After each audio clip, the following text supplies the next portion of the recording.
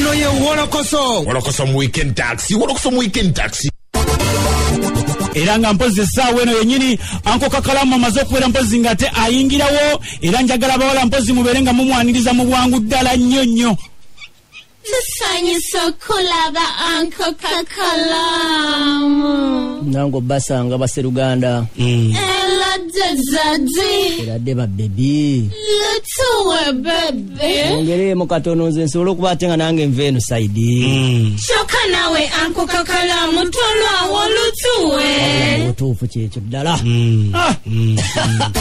Kale nyongera okubuuza kanaja sekwatenga otumbudde empologoma ennungi ey'eddembe ku kyenda musanvu akasirisa 3 pemwemwefe bweriyo simba empologoma ennungi ey'eddembe bagala fatunya ku kyenda mubiri akasiriseemu sakone bagala fatunya ku www.radiosimba.ug nyongera obbandirizako sakone babuuza kanaja musekwatenga mutumbudde Wolokoso amakya g'onnaku olwaleero ensonga eziri sayidi eno zikyali mpitirivu okuzaama era zeetaaga okubatenga oziwuliza n'obwegendereza akubuuza kale okwanirizaako sayidi eno Kakalamu the answer pita answer wo mulembe guno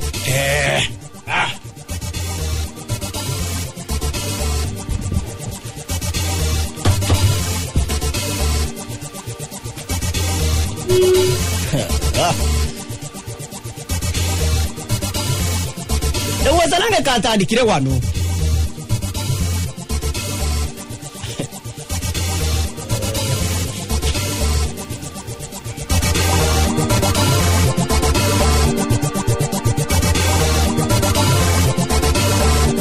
wetugenda tandikirako mugana apatuuliriza ensonga z'amaka era nsaba oziwulize n'obwegendereza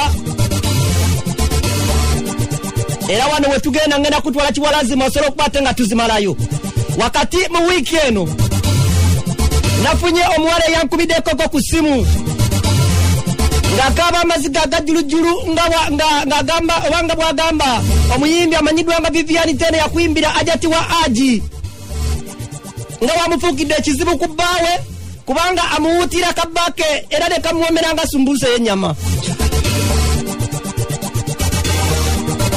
era nga bw'atyo gwawuuta kigambibwa mbu ye mwogezi wa firimu amanyiddwa nga Vijje Muunu nabakira yadde omukyalo nankubira enduulu muyambe wabulanga ekibyayitamu alinga ayagala okubate nga ayagala okusigala mu mbeera eno kubanga ayogera tayogera olw'ensonga zino zakutegeezaako usila naye tebituukeyo bisina bineefuulira oba nenfuna obuzibu by'oyogera bikyamu tebiriyo gyebiri naye oli kale ayinza okubako kyakola atya kuba sigwe yakankuba emirundi 3 nga ngamba munsonyi ng'okakasa yakukubira mwennyini iye mumubeerawo kasangati oba ng'omuwaayiriza lwaki akugamba mwesonyiwa mali mulondyeko naye nanti yankubire ati agijjawo ennamba simanyi nze yankubire simu nangamba yesonyiwemu oli mu myaka eno ndi 19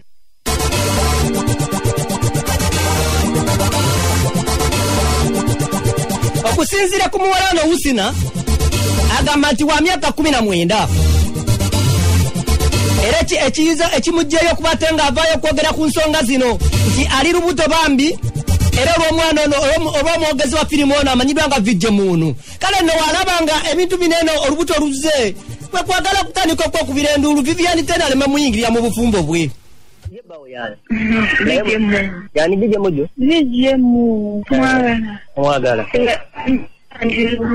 yensonga lwaki sirimanda mwesonyi naye yensonga lwaki mwagala kati wali omulikodinzeeko naye laini yange yali musinya sistange era weyayo omunyoni mwa sistange nayogera naye kati era sistange bwe mujuliza obukulu naye mpulira omutima gunkuba nnyo oba byoyogera bitebiriyo gyebiri naye yaŋŋamba wonna mulimirako ennyo eyange batandika osimu akakana katonya okwogera ebigambo eyo walaayi togaandiyaditendo owafe wagiwa aji yabeerawo n'omubukomeza ye yankubira naŋŋamba bali beeyagala baveeko oba mulirwe kyankipirawo ne wano yaŋŋambye owulirizaawo nnyo nedda nze ebyawe sibimanyi kuba ono mukwano gwa Moon yaŋŋamba ye oba yali ayagala kunkwana nze nga simanyi naŋŋamba Moon ne Vivian balinamu omwana wa myaka ena ninga naye Vivian olwa mukyaza ye ng'agamba talina mwana naŋŋamba ye celebrity saa kyogera naye nga beeyagala bikoze mutya ba mu relationship yaabwe ekitegeeza bali beeyagala nze baŋŋamba nti beeyagala nze Moon namusikana mu gwakubiri nga 21 naye nga omwana we wakubira esimu owulira nga ye Vivian Tendo mwennyini yeah.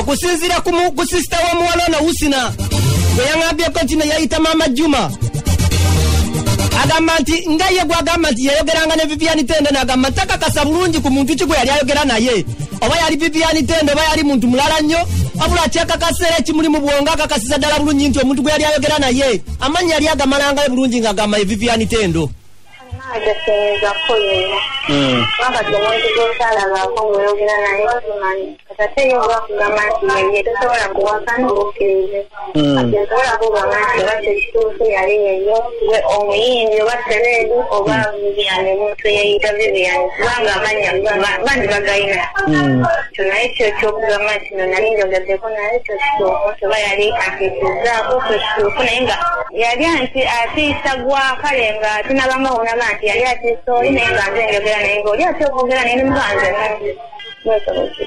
yeyita Vivian Tendo ng'amanya gonna nga malayo nga yeyita Vivian Tendo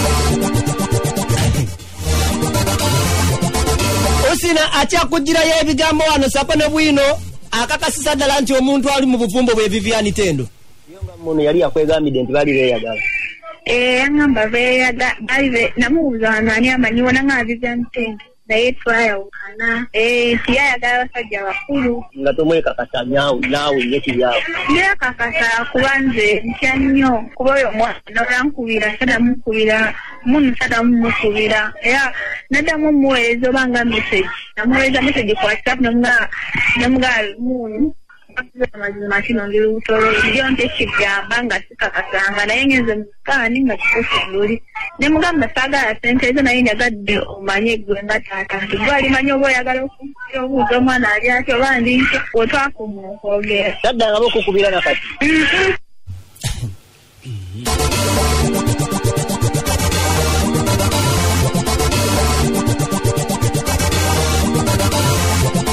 okunoonya ku ayogerwako omwogezi wa firimu eno amanyiddwa nga VJ Moon okwogera ku nsonga eno eyogerwako nga womanyi nti ennaku z'omubbi ebiseera ebisinga zitera kubeera 40 eza VJ Moon zandibanga olwaleero ku luno ziweddeko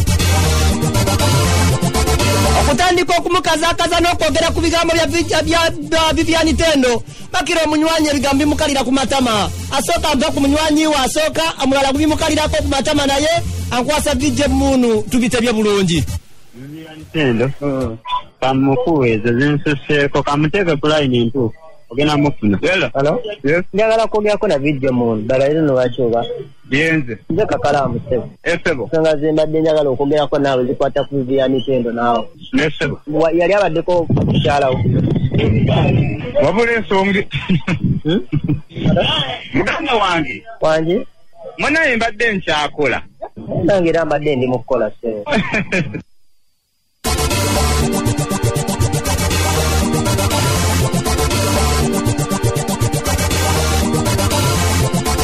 wakati mu kunoonya ani ayinza okumbulira ekituufu ekigera mu maaso mu bulamu bwa Vivian Tendo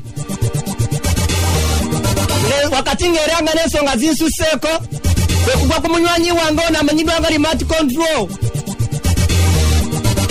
okuva ewa Side Soft oba okuva wa producer Side Soft ono nno nze gwe mbadde mmanyiiga omuntu oba oli awo eyali awuse ku kasumbuusa oba yawutanga kasumbuusa bw'omwana tuono akira ekyokugamba nti Vivian Tendo yali alina ku mwana naye yakyekangidde wano era akyewuliriza wano nagamba wabanga ddala amulina kamukwesi mulungi okubeera n'omwana ekyo mbadde sikimanyi kati ye akyogera ayinza okuba nga alina obujulizi ku bbanga lyonna lye mumaze naye n'ebbanga lye mumanyidde ekyo sikimanyi nti alina omwana era bw'aba amulina then aba mukwesi mutuufu naye ng'ebyange naye byaggwa mukama wange. Nekiki ekyakumirisa n'omukyalo oyanirira bw'atyo? Timoti yagala tusobola tulemesa mukolo. Tekwali badde balemesa mukolo mukama wange singa omukolo gwandibadde gusoboka. Naye bwe muba nga mugenda kulwanaganya buli ssaawa, nze Remote ndi muyimbi neetaaga abantu. Ate bwe mba nga nina okukubagana n'abantu abamu abayinza okunnyamba gye bujja, so mba nina kuta ekitwa kyankalanya. Remote yewuuyo nate.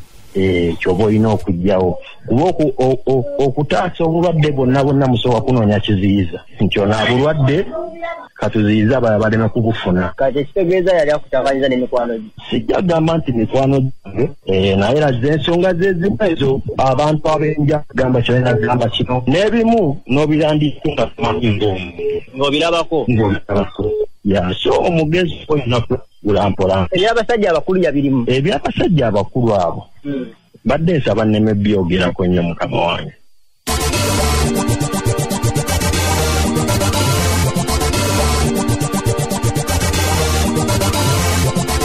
Okusinziira ku Vivian Tendo wambika Nyaboka ajatiwa aji kafe kamugwe kati akogerwako mu nsonga eno. Wambika Nyabo kandi banga bakawayiriza obambe. Okusinziira ku bimu bakagambe by'omusajja akoyogerwako vijje munu. Sakazi katukaiza okubanga gwe guseseno kavuno muwulira nako. Kale nze ndabira ddala bakawayiriza mbambi.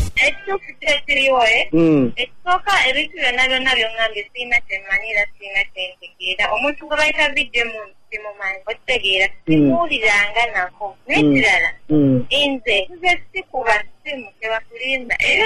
Ekisookedde ddala omukwasa kugamba nti namukubira nze sikubira muntu yenna simukabe mama wange. I don't call.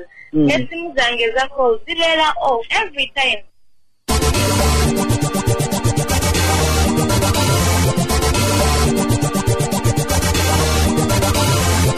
Okusinziira ku Husina alumiriza Vivian Tendo agamba nti kituufu kye kiri nti essimu ze y'okuva yakoma okumukubirako abadde nga ajjanga azikubangako era emirundi gyonna gyamukubidde oluba okuddamu ogikubanga essimu zivaaku. Kale kwegamba waba agamba nti essimu ze tezibaako all the time abanga kyagamba nti onamwadde omwaganya okubeera nga naye kyayogerako kye kituufu. Nakabana gidiritinga mukuba nadako munendikwako emyoni ng'esatu nakiriyo. Yakukubirako? Yakubanga ng'elayini yange eri mu ssimu ya sista wange. Ng'era wayomba nnyo nga sista wange angamba leeta njogere naye kuba nze mba ntya nnyo ate nga ondo omuntu ansingako simudda. Kirewa kiki yakubanga nga nze oli mukwata. Namubuuza njogera ne Husina konze nanga Husina muno omumanyi nti ye mumanyi. Bwese niwe bba wange bikoze bitya natandika oyomba kati nze neesirika sista wange nakwati simu natandika namugamba kakkana nkunnyonnyo. Oba Vivian balinjanga bawulira buli Vivian nga lyefaananyirira n'eryono. Nze oli omuvubuka yeshamu mukwano gwa muno yangamba Vivian Tendo muyimbi. Sura owulira ensonga Kanyabo bambira kairwanako ne wano akafuukidde ekizibu. Sisobola kubeera tense to the point of kukubira mukazi buwesonyiwe bba wange for what? That being, I don't know. Sagala kwogerawo binaye bw'obuba busirwa. Lwaki oba okubira omukazi mbuva ku bba wange? Tegeera. Naye ng'ekisinga obukulu bambi omuntu gaagerako simumanya ayinza obba either ali mistaken oba sijjo kubanga omanyifu obuzibu bw'ekiseera nabwo. Oyinza okubeera abantu oli mu mirembe gyo nga waliyo omusajja eyo somewhere maybe ng'ekifaananyi kyo kye kiri ku wallpaper ye. Yes, I know. Yes. Mukazi we bw'anaakiraba tajja na kumubuuza nti si ye kasita akiraba amanyirawo alabika mukazi we tegeera naye ng'omuntu tomumanyi kuba omanyi lwaki amiven kam ekintu kino kyali kintuuseeko. Kanyabo kakyerwanako. So oyo ye bambi siima nnyo kyamukolera okuggyako okumusabira baterere ne bbaawe kuba bbaawe simumanyi. Okay. Naye Husina yennyini simumanyi nze singa muntu yenna mu kontakiti zange bwe bayita Husina. Oba waliwo oyo abasindise simanyi naye nga kyonna kye babala kiyinza obutakola. Ate Remote? Remote ki? Muyimbi? Oyo kyali wange tesirina nkolagana neekawaawo. Eyaliwo oba teriiwo? Wange? Gitebangawo oba teriiwo kati? Yaliwo keera na kati weeri. We talk on WhatsApp. Yeah. Kale, otherwise oli bulungi. Ndi bulungi. Naye mwe abatenyenyaako kalantiini etutwalaganye eno temwenyenyaako ade tuleetera akawunga tunaalya ki? tujja kujja naffe twetaaga obuyambi.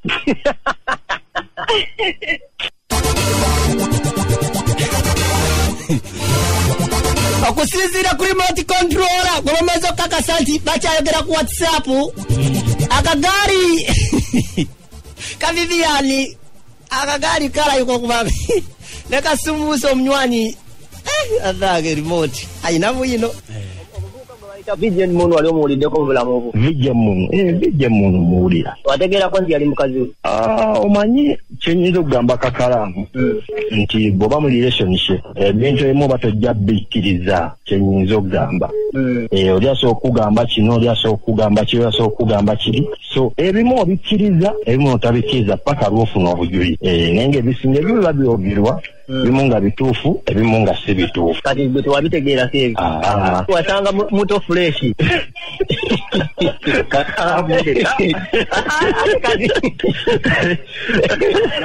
Yegwe bwanamunigina yegwe bwe mmanyiyo kati baŋŋamyayo omulala n'ensooka neewunya ne ŋŋamba nedda. Muganda wange ekintu nga kiwanvuyeemu. Teyali fresh. Waaye bannange kankomaawo.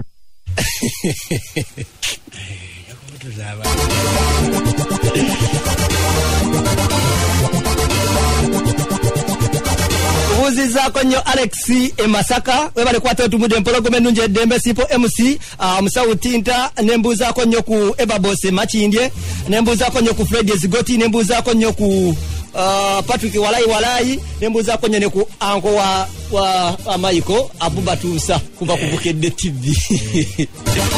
Kale omunywanyi ono wakati mu kumunyigiriza okw'amaanyi bakira tutuukako we tutuuse era ekiyama n'amaana akibotola.